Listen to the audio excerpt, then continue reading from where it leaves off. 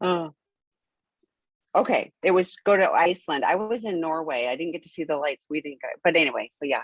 So I didn't have any notes from you. Do you have a topic Oh for yes, today? I just sent them to you a Oh, little I while missed ago. it.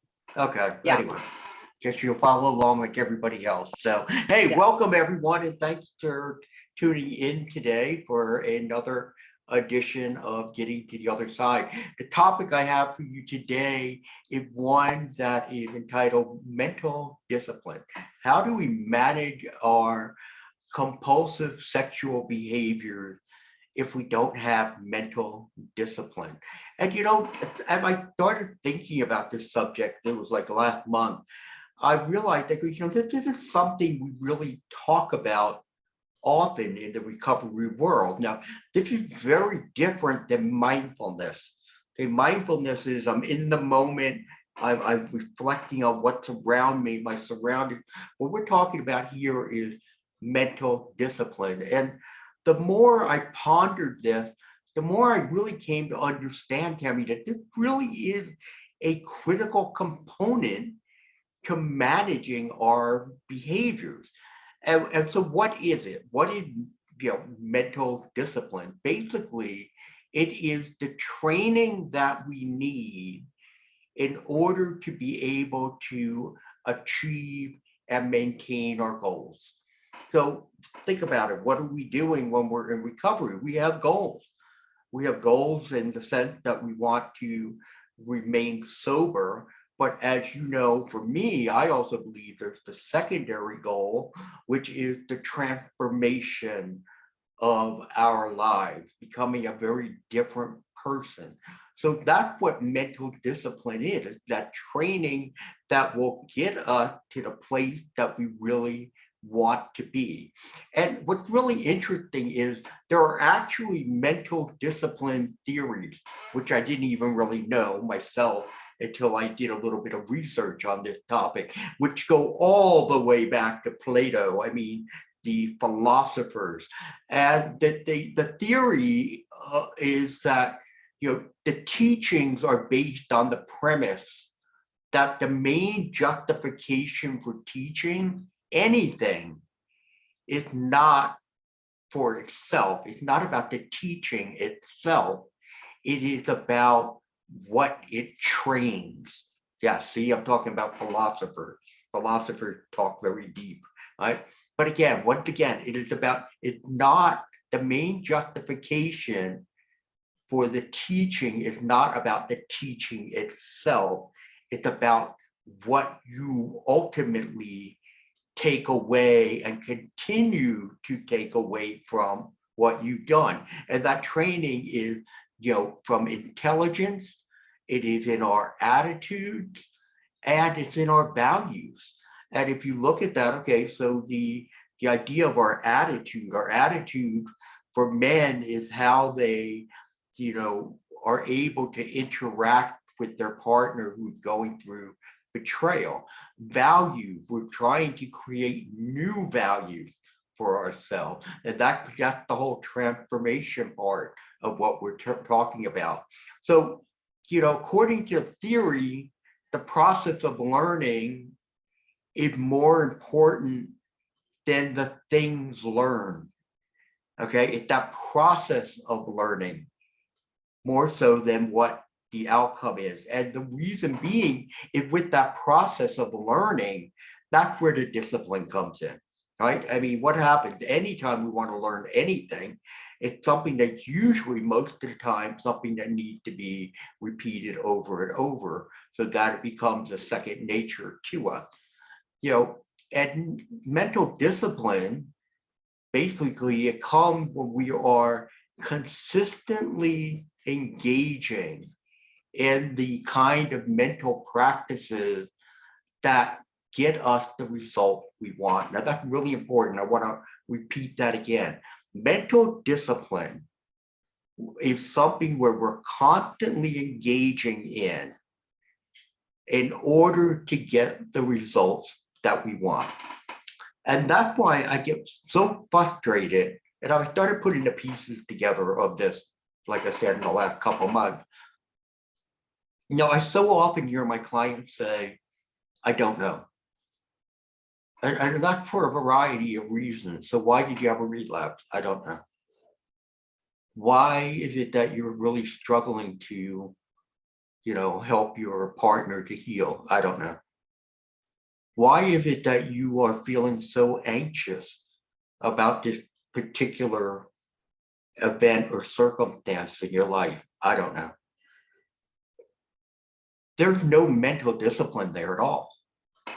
And my clients, if they were here to tell you, they would say that the only time they're going to see me get even somewhat annoyed at them is when I hear, I don't know. I mean, because to me, that's not, we can't accept that. We have to constantly be looking and striving to try to understand again, why. To just say, I don't know, to me, that's a very passive approach to take. And what you're basically pretty much saying is, I haven't even given it a thought. Or if I did think of it, if I did think about it, I didn't think deep enough. There's no mental discipline involved in that practice. And that's what we need. We need that mental discipline. So it's not, I don't know. Instead, it is, you know what? I've given it thought. I've pondered it. I've reflected upon it. Here are a couple of ideas that I come away with. I don't know if they may not be correct, which is fine. They don't have to be correct, but you're making that attempt. And let me tell you, most likely, if you make that attempt, you will come up with an answer, especially if you bounce that answer off of someone. Think about it for a moment. The amount of negative noise that runs through our head every day, it's just tremendous. It's tremendous. I mean, think about the amount of noise, period. And then we go to the amount of negative noise, which comes down a little bit, is here. It's just constant, the rumination of thoughts that we have. I know for me, it's really interesting, if you're like me, I talk to myself quite often, and I'll say something and I say, okay, you know what, got to make sure I take care of that, put it away. And then a second later, it's like, make sure we take care of that, put it away. There's 2 minutes, so 2 seconds later, it's like, make sure. I was like, stop. I heard you. I heard you. I know what I have to do. But again, it's just the noise that runs through our head. But sometimes we don't say stop, and we just allow it to continue to manifest itself.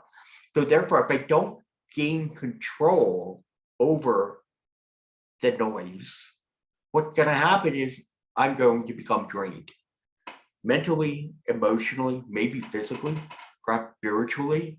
And you know what I say when we're drained, right? Bad things happen. And they do. Bad things happen because the brain starts screaming for some sort of a focus stimulation that it can target it on. It wants some sort of a stimulation that's very focused and direct, that therefore I can take the rest of this noise and I can block it out. I don't have to think about it anymore. I'm just focused on this. And in many cases, that thing that we're going to go focus on is not going to really be healthy for it. And even if it's something like spending 5 hours a day playing Candy Crush, okay, it's not going to be healthy for you. So what is some of that do if we think about it? It's like, well, you know what? Part of all of this, part of what we're trying to do here with this is, okay, I'm trying to reach a goal, correct? Well, what's really important to understand is you can't train to become most mentally disciplined in the midst of temptation. You can't be mentally disciplined when you're in the trenches trying to help your partner heal. That's not the time to do it because most likely you're going to fail. You have to be doing it outside of that time when there are no temptations, when there are no urges to be going back over, okay, what are the steps that we take? I sit with my emotional pain. I then take that and I move over to my rational thinking. And therefore, then I make the right choices that I need to make. And, constantly drilling yourself over and over and over again so that you can repeat it, when needed. The idea that, what are my core emotional triggers? Knowing those. So therefore, again, something happens, an event happens. Oh, does that match up with one of my triggers? It certainly does. My kid's activated. I need to jump on that. That cannot be done right there in the trenches. It has to be something that becomes almost second nature to us. And the idea of mental discipline, as I said, it's not just the key to remaining sober and to helping your partner heal, but is also needed for our overall transformation. If you look at those blind spots that I wrote about, the 14 of them, for most men, most of those things are not natural. We were never taught how to do these things. We weren't taught how to be outwardly focused, how to be curious, how to emotionally connect, how to be mindful, how to limit our compulsive behaviors. We weren't taught. So if something is not natural, then in order to make it feel natural, it's something that I have to engage in over and over and over again. And that takes mental discipline. And it's something that we're lacking. And we need to start to set aside the time every day, even if it's throughout the day, several times during the day, to say, you know what, let me spend some time thinking about, okay, what is my sobriety plan? What am I going to do if I get hit with an urge or a temptation? How am I going to react when I'm in the trenches and my partner is triggered? How am I going to react at that time? How am I going to make sure that I don't allow my emotion to trump hers? How am I going to make sure that I see her pain and not hostility?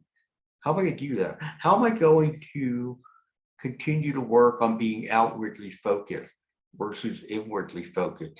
How am I going to continue to work on this idea of it's not about me? It's not about me. And all of those things are things that we should be doing on a regular basis. It's not just like, okay, well, you know what? It's Tuesday night, and this is the night that I spend in doing recovery, Tuesday, Thursday and Sunday. No, this has to be a new commitment that you make to yourself, to your family, that you will be mentally disciplined so that you make sure that as you move forward, you are making the right decisions. And that's what I got for you today, Tammy.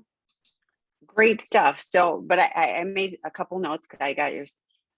So when you talked about, I don't know, but Dr. Eddie, if I say it's because my partner did X, Y, and Z, I get in trouble, So sometimes, like I think it's the I don't know, it can be a fallback. They haven't explored it, or they want to blame shift. So how do we mentally engage? How do we look at this? And because you said, well, you may not know all the reasons and you may be wrong, but so how do we make sure that we are mentally engaged, but the focus is proper, not blame shifting? Oh, well, I mean, when we talk about, that's about, again, the transformation, right? Have a transformation. Part of transformation is the whole thing about honesty. Honesty is also being honest with myself. I have to own things. I may not want to own it. It's so much easier to blame someone else and be a victim. It's just the easy way out. But you know what? There's nothing easy about recovery. And if we're looking for an easy way out of anything when it comes to recovery, then you know what? That we are not really in recovery. So that's where I go. I think it becomes, are you committed to the whole process? Are you committed to real change in your life? Just no longer, not just, oh, I'm not doing that anymore. Not that forever job. Yes, it does require action. You know, you talked about Candy Crush, and it's like, you know, sure, it shuts down the noise, you know, and but it also takes you away from everything else. Yeah, and so you can't make, you know, you can't make changes that are real and transformational. Right. And we're not saying you can't play the game, but Right. you do it in moderation. And with everything else, life is about balance. Mhm. It is about balance and relationships. Yeah, and early in recovery, it might not be a good choice to, you know, play some of It those may games not or set be. a That's timer, correct. you know, I mean, yeah, so, and I put relapse because we stopped doing the things that work, you know, like you talked about the mental discipline, and it's daily doing the things that we need. And people, you know, start resting on their laurels and go, well, I've been doing this for a while, so now I don't need to do, like you said, the daily, you know, taking a pause and doing a meditation or doing something, you know, Mhm. that is reflective, you know, for our recovery. And then all of a sudden, you know, they may even have some period of time strung together, but then they relapse and they're kind of going, oh, I don't even know how that happened. So, you know, the mental discipline to safeguard against it. And I wrote down too, failure to plan is planning to fail. And I really believe that we have to have a plan. And you talk about doing it when things are not all Right. heated up, like making sure that we're doing it and getting input. Because I think we as addicts are really good at selling ourselves on a plan, because that should work. But getting input from trusted others to make sure that we're on track, you know, is really an important step. So Yeah, it's not, you know, it's not just the plan. I've worked with many people who, you know what, we put the plan together, but the plan is useless if you are not implementing it on a regular basis. If you're not, in fact, I'm going to change the word. If you're not living it, right, you I have to agree. be living this. You know what? I came to that conclusion a long time ago. If I wanted my recovery to last, if I wanted my transformation to last, I had to change the man I was. I am a different person than I was 25 years ago. I am not a perfect person, a man. I am still broken. Okay. But I am different. I have evolved. But I set out to do that. And I put in the work, the effort, and the time. And I continue to do that. I continue to do it because, again, I want to take those imperfections and I want to see if I can try to clean them up a little bit also. And plus, my wife nags me if I don't do it. So I have to make sure that I'm doing that kind of stuff.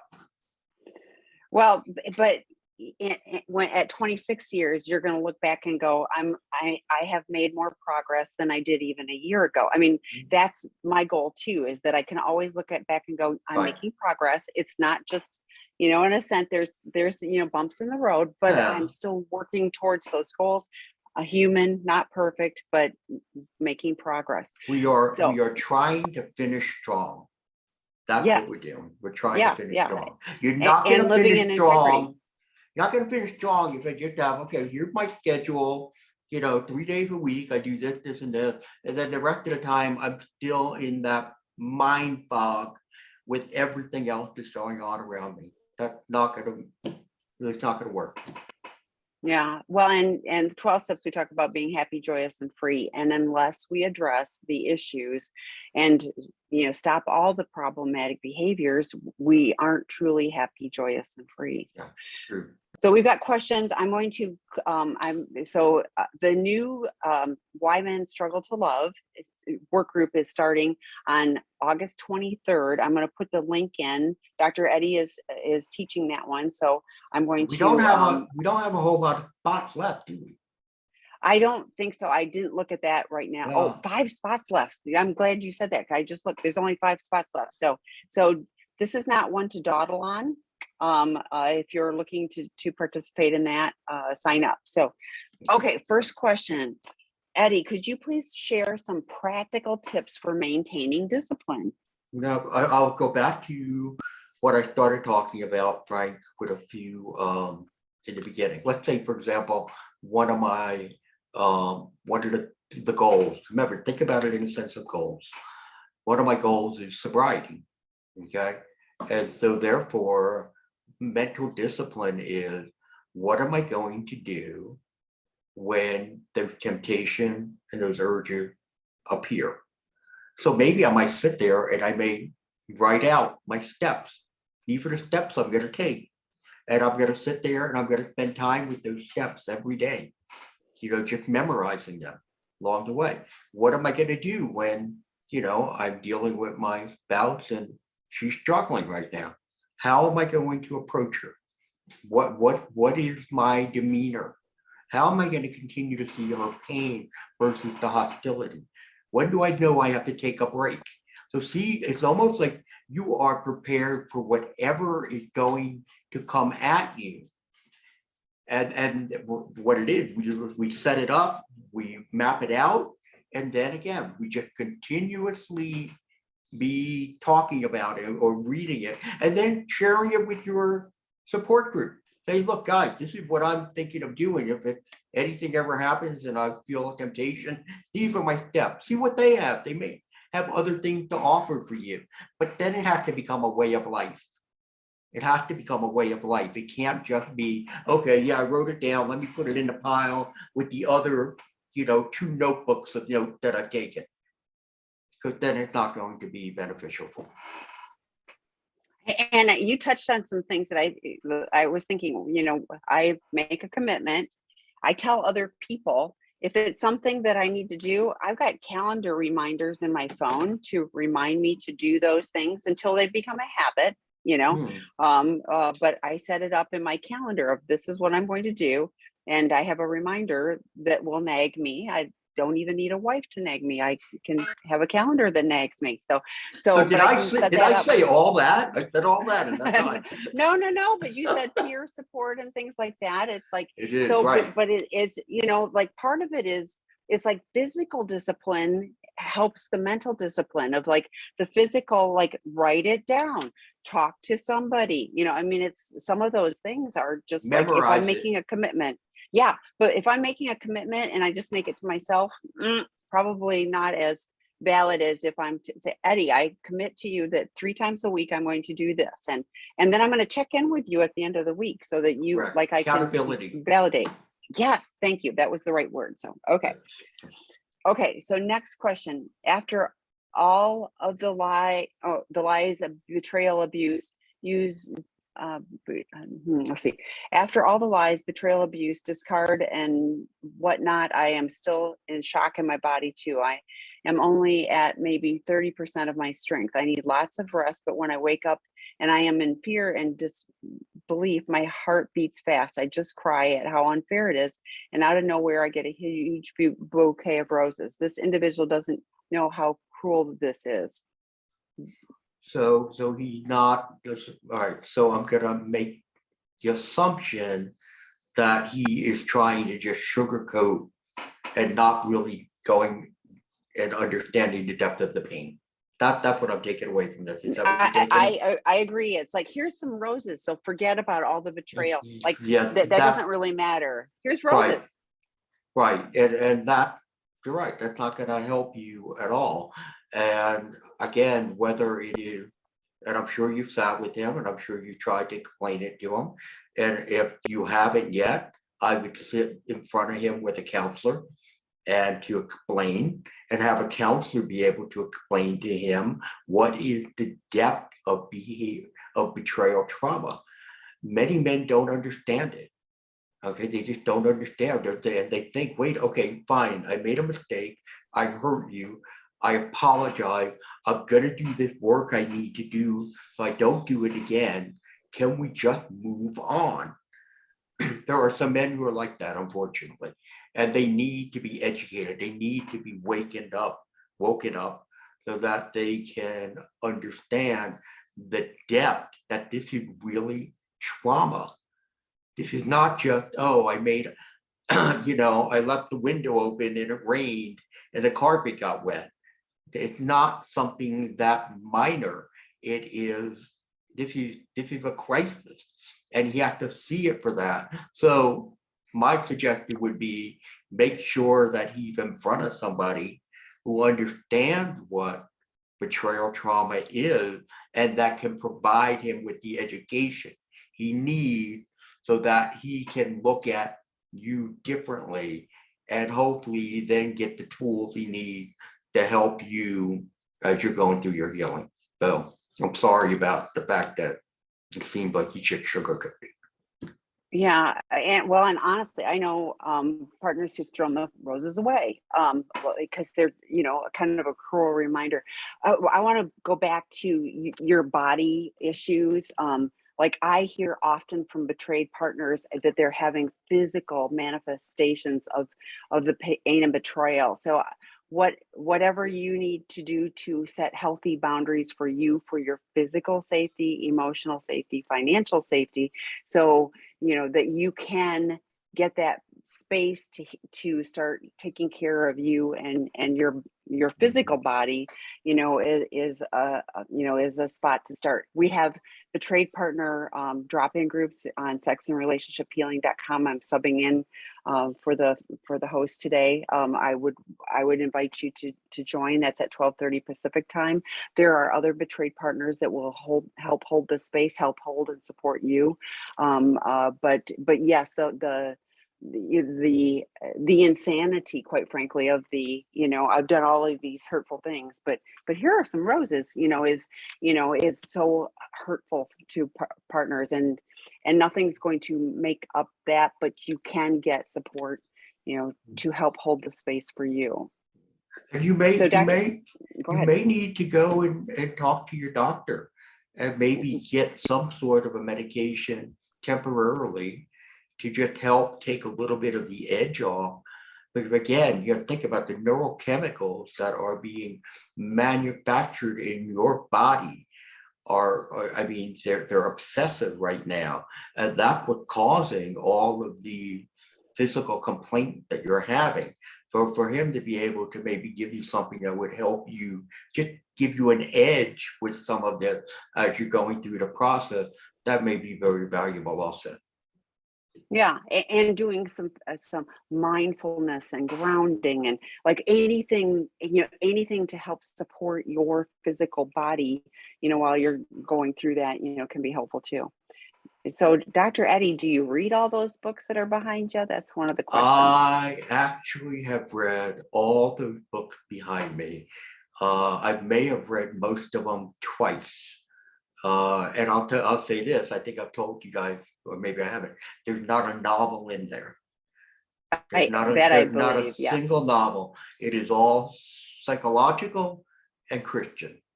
That's what they are. And it's one of two bookcases. There's another one in another room. So yes, this was part of my deal with God when he brought me here almost 15 years ago. I said, I'll do this, but you're not going to make me a good counselor. You're going to make me a great counselor. And I don't mean that in a condescending, cocky way. What I mean is you will continue to give me the energy that I need, that I can continue to learn, so I can be able to share. So yes, I've read them all. And I appreciate, I really do appreciate that. And I think, Dr. Rob does a peer case consultation group, and you've joined that, in the past too. I love when therapists are continuing to learn and they're continuing to want to do better work for their clients. The ones that are resting on their laurels and going, I've been doing this work and I'm so, those are the ones I don't refer to. So I appreciate that about you. Thank you. I just dawned on me. I wasn't supposed to have them. I'm supposed to have my SI background. It's all good. It's all good. You got the books today. So, remind me next. Okay. I will. So, okay. As I am growing in recovery, I am finding new sources to be mental discipline, such meditation, mindfulness, breathing. When my wife is triggered from my past, I do try to use my tools to stay present, but it is really hard. I get that. So, and I get defensive. I want to know if there are additional tools that Eddie recommends to stay present. So what are your thoughts on that? Well, I mean, well, first and foremost, I'm going to give you some stuff, but you already may have them because I don't know what the tools are. But I think the most effective solution is our mindset. You get defensive because you're feeling I'm getting attacked. Okay. It may feel that you're getting attacked. You're not getting attacked. She's in pain. She's hurting. And that's the mindset you need to continue to have. The fact that I have to see pain and not see hostility. And when the point comes, and it will come if it's going on for a long duration of time, such as hours, where you start to get flooded, that is when you say, dear, I need a timeout. And we're not asking for a timeout. We're taking a timeout. I need a timeout. I'm going to go sit for about 5-10 minutes because I feel myself. I feel like I'm going to get defensive. I don't want to do that. So I'm going to go reset. I will come back to re-engage. That's what you need to do. But the one thing you want to refrain from is the defensiveness. Because again, what you're doing is you're trying to explain. And basically what she hears is, oh, you're telling me I'm wrong. That's what she hears. You're telling me I'm wrong. And you know what? If maybe she is wrong, maybe she has a fact wrong. That's all right, fine. But that's not the time to explain it to her. You explain it to her later at another time when everything is settled down. Then you come back and say, hey, honey, you know what? When we were talking about that situation, there was something that you mentioned. I just want to clarify with you. But we do not explain. Do not. If you go to my blog site, sexuallypuremen.com, there's an article in there about, no explaining allowed. So anyway, that's what I would tell you to do to be able to stay present, see pain, not hostility. And I would encourage you to talk to your wife about that when you're not in the moment and just say, correct. I feel defensive. And so I want to try something different so that I don't act defensive. So I may ask for, us to take a time out. We'll come back to it. But I want to give you that heads up in the, beforehand. So she doesn't feel like you're just abandoning. So like being prepared for that and having, buy in on that, I'm going to come back, but I want to make sure that we're doing something different and better. So that may be helpful to avoid or her, chasing after you going, but wait, you're not listening to me. Right. So, okay. My PASA husband and I have been out of home separated. During that time, he has had more sexual partners. We have 2 very young children, and I have been begging him to get a CSAT and do all the work, but he truly believes I am a horrible wife. He created a bad person out of me. He always thought and expected the worst of me. He missed me loving and serving him and abused me. Does the addict brain make spouses enemies? This is exactly what Tammy was saying before. What you're talking about, the guy who throws the blame out on everybody else. And that's what he is. It's exactly what he is. And what it is, yeah, you stopped at some point being the person who is, I'm just going to be compliant. I will try to make your life as simple as possible. And at some point you said, no, I'm not doing this anymore because you saw he was being abusive. And he's like angry about that. Well, look at you, and he is making you out to be a bad person. It is not the addictive brain that does this. This is the emotionally undeveloped man that does this. That's what it is. Your husband is emotionally immature. He hasn't grown up. He doesn't want to grow up. I'm sorry to say that, but based on what you're telling me here, if he won't go get the help, he's still acting out. and he's blaming you for everything. He does not want to grow up. He wants to remain that rebellious teenager. And until that day comes when and frankly, sometimes it never comes for some guys. But to the day that he comes and says, you know what? No, I want to be a man. I want to learn how to be emotionally developed. And then he'll go through that process of transformation. Until then, for you, I'm guarding my heart and I'm guarding everything else. I am putting up major boundaries with him. I am not trying to get him fixed. He needs to get himself fixed. And the more you try to do that, the more aggressive he's going to become towards you. Yeah, and it makes me really sad. You've got young kids, and I can imagine how disruptive. Well, if you are dysregulated, that energy, is there for them too, and what he is modeling, and the relationship that's being modeled, and for the kids, is really challenging. So to me, what do you need to do to take care of you and the kiddos? You can't change him.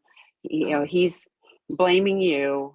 He doesn't want to change. He's acting out and he's continuing to blame you. So what do you need to do to take care of you and the kiddos? And unfortunately, there are too many people that choose never to get help, or that do it decades later and go, I didn't need to get a divorce and ruin my first marriage. But Yeah.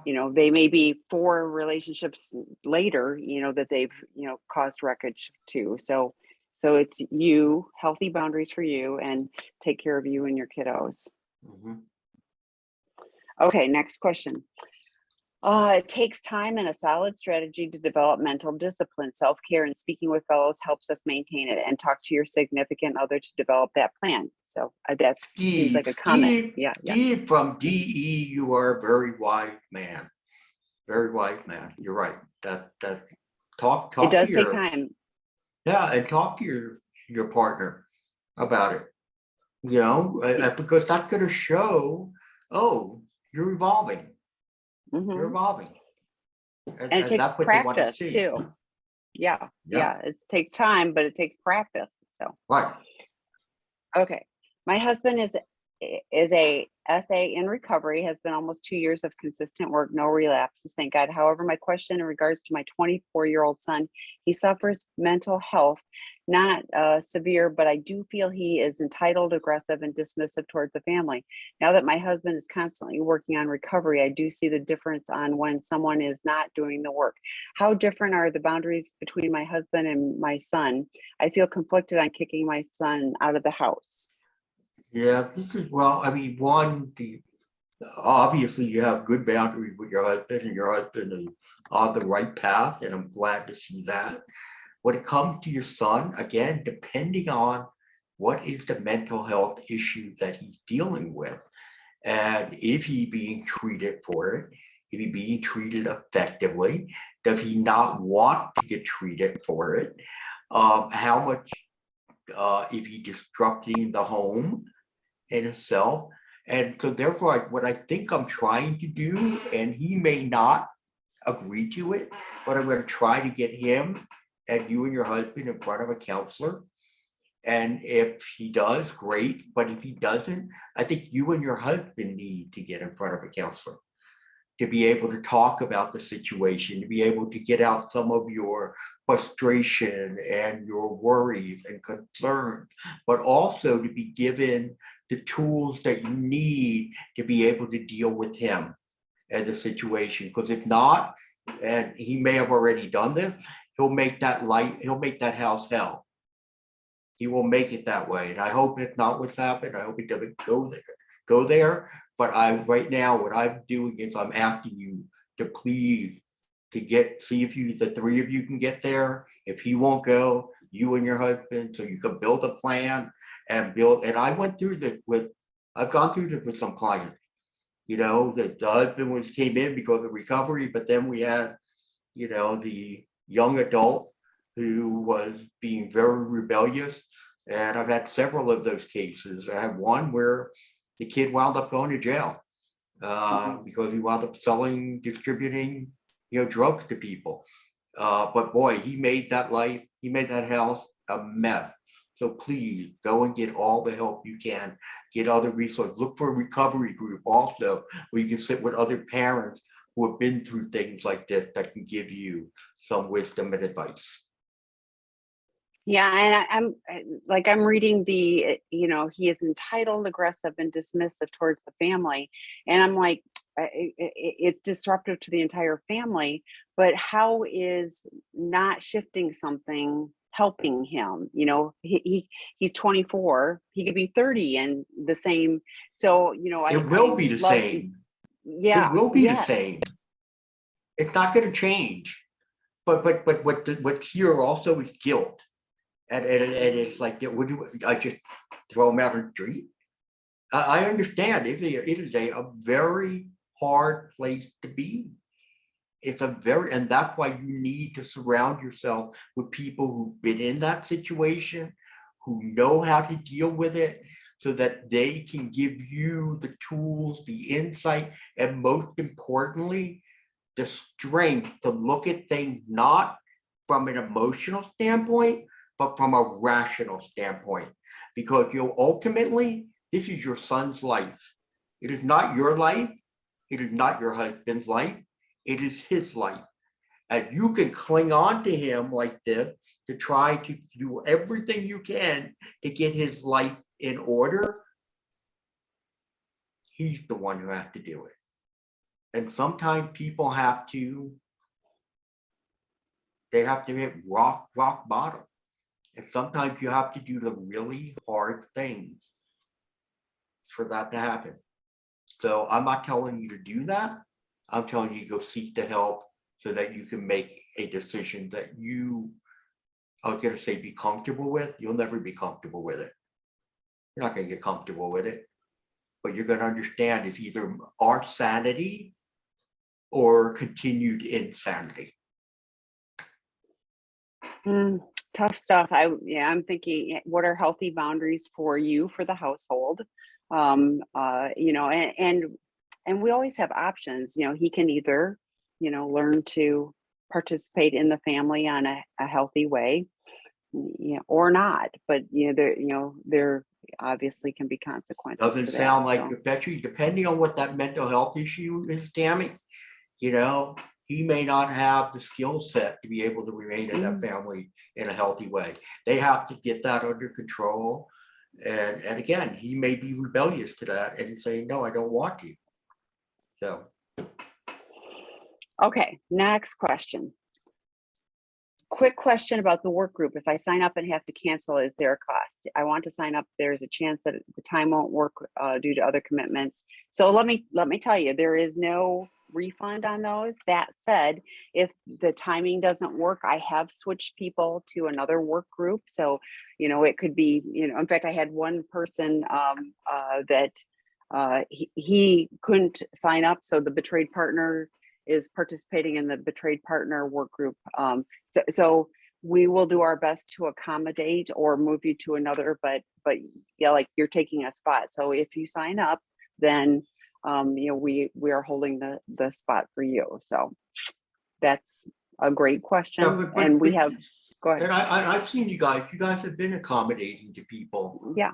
in the past that have done that. So yeah. but you're right. You're holding a spot and then somebody can't sign up. So therefore you would have to let you guys know long in advance. I work really hard to navigate it, and I've had people. So here's another example. Somebody signs up for the porn addiction 101 level 1, and they find out they're a better fit for sex addiction 101 level 1. I switch them, or vice versa. I mean, whatever. I work really hard to help navigate that. So if somebody's not in fit, but I have had people that go, oh, these work groups just aren't for me.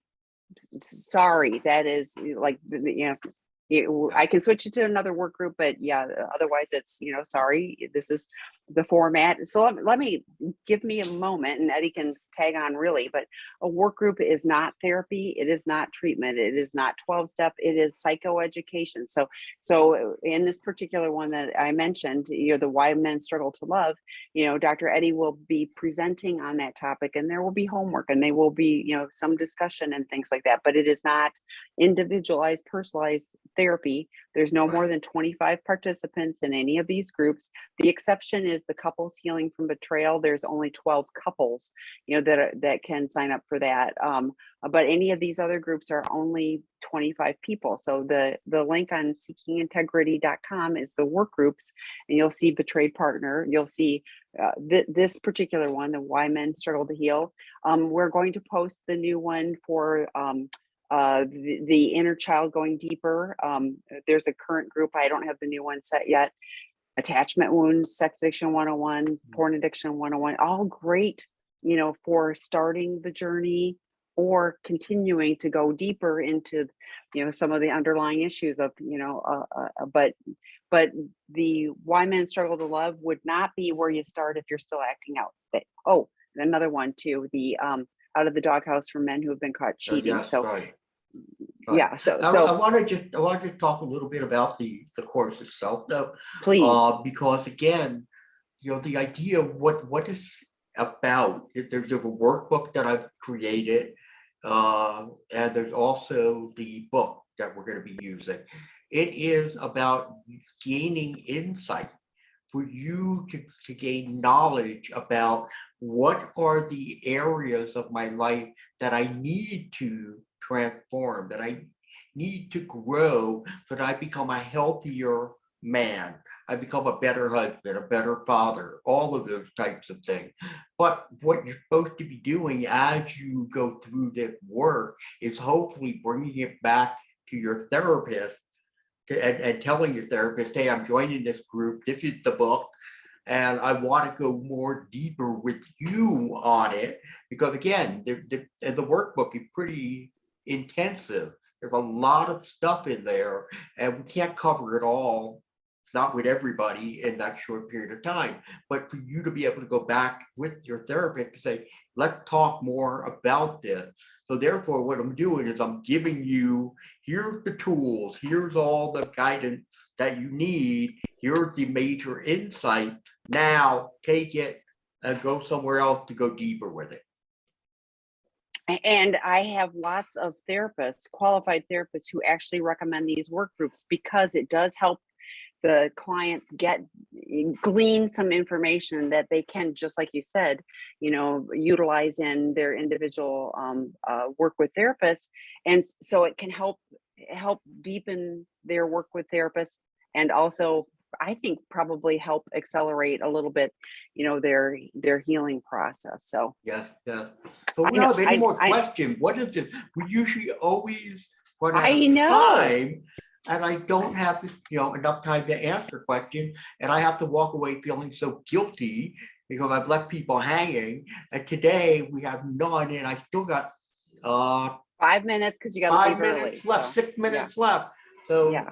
Anybody have anything they want to ask the question about? Don't ask about recipes. I don't cook really well, so you don't want to ask anything about that. I don't cook, I bake, but yeah, no.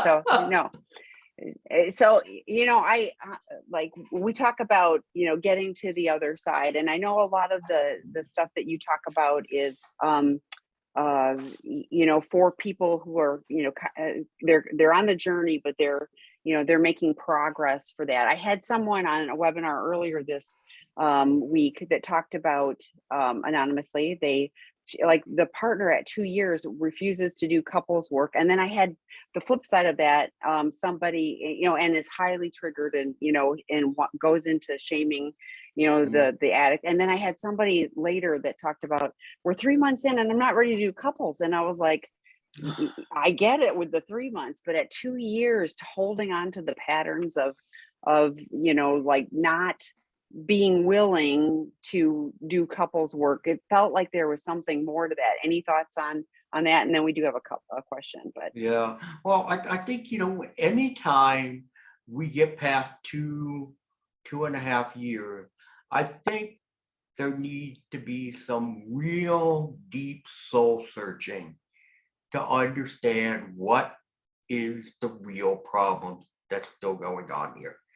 Okay, and in some cases, it's the guy who's still not getting it. Okay, understand.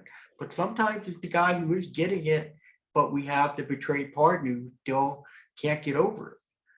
And so therefore, to be able to bring that to someone to say, look, this is what the circumstances are, this is what is happening, and being able then to sit there and answer really hard questions. And you folks, I've had this conversation, you ladies have been wonderful. You've been great when I've had the conversation with you. You haven't pushed back on me. In fact, I even got some great insight. I got more insight from you, and I also got some great comments about, what, I needed to hear that. So, because sometimes we can get stuck. Sometimes we get stuck.